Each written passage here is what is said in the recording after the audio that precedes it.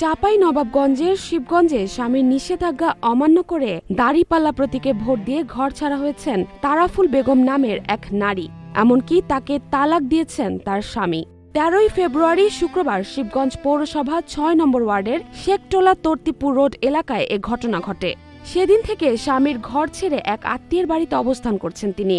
তারাফুল খাতুনের স্বামী শৈবুর রহমান স্থানীয় বিএনপির এক কর্মী বলে জানা গেছে।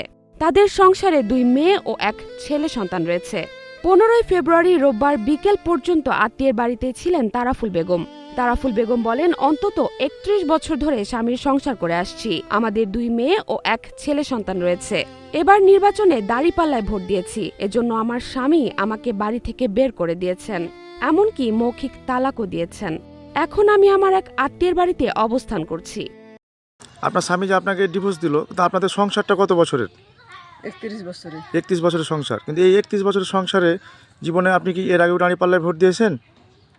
দিয়েছি, যখন ছিল প্রথমে তখন দিয়েছি, আমি দিয়েছি। কিন্তু আপনার স্বামীর সাথে কি রিসেন্ট এই কিছুদিনের মধ্যে কোনো দ্বন্দ্ব হয়েছে বা ঝগড়াঝাটি হয়েছে? আমার কোনো সমস্যা হয়নি, কোনো ঝগড়াঝাটি কিছু নেই আমার। কিন্তু আপনাকে এমনিতেই আপনি দাঁড়িপাল্লা ভোট দেওয়ার কারণে আপনার স্বামী আপনাকে ডিভোর্স দিয়েছে? জি।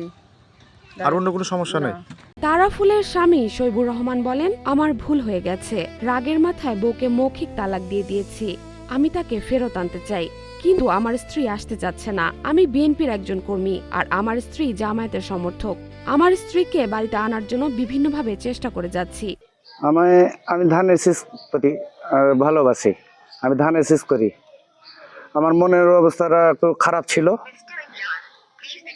গত শুক্রবারের দিন সকালবেলা উৎসব করছিল, বুঝছেন? উৎসব করছিল, আমি এটা সহ্য করতে পারিনি। আমি এটা রাগের মাথাতে আমি এই কাজটা করে ফেলে দাঁড়িপাল্লা পাস করেছে, ও উৎসব করছিল, আমি এটা সহ্য করতে পারিনি।